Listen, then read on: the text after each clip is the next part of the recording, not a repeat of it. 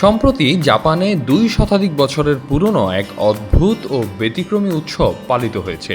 প্রবল বৃষ্টি আর ঠান্ডা উপেক্ষা করে কেবলমাত্র লুঙ্গির মতো কাপড় পরে কাদামাটির মাঝে নেমে পড়েন কয়েক ডজন পুরুষ।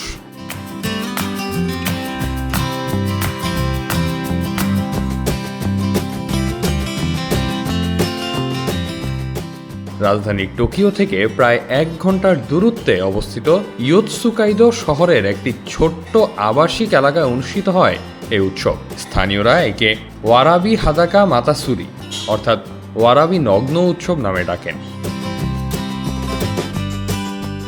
উৎসবের অংশ হিসেবে অংশগ্রহণকারীরা ছোট ছোট দলে ভাগ হয়ে মানব পিরামিড তৈরি করেন, একে অপরকে উৎসাহ দেন এবং শেষ পর্যন্ত কাদামাটির মধ্যে কুস্তিতে জড়িয়ে পড়েন। এখানে জয়ের চেয়ে ঐতিহ্য বজায় রাখাই বেশি গুরুত্বপূর্ণ।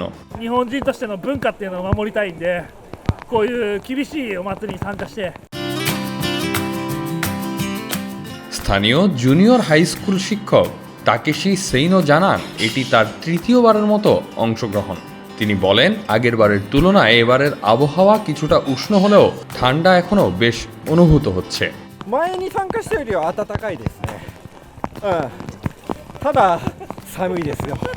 উৎসবের আয়োজক এবং স্থানীয় মিমুসুবি শিন্তো মন্দিরের সদস্য কেনজি সুরুকার মতে প্রায় 200 বছর আগের এই উৎসবের সূচনা।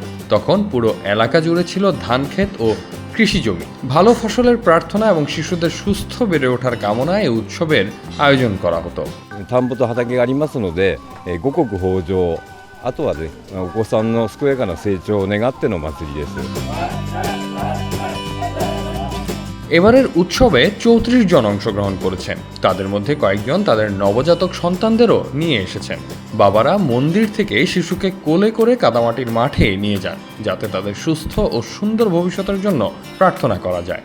যদিও এখন ইয়োতসুকাইদো শহরে খুব কম কৃষি জমি রয়েছে, তবুও শতাব্দী প্রাচীন এই ঐতিহ্য এখনও স্থানীয় মানুষের জীবনের গুরুত্বপূর্ণ অংশ। 60 বছর বয়সী অংশগ্রহণকারী কেনজি নাগাতা বলেন, এবছরের প্রবল বৃষ্টিকে তারা আশীর্বাদ হিসেবেই দেখছেন। তার ভাষায়, দীর্ঘ সময় বৃষ্টি না হলেও আজকের এই বৃষ্টি যেন উৎসবের জন্য এক শুভ বার্তা নিয়ে এসেছে।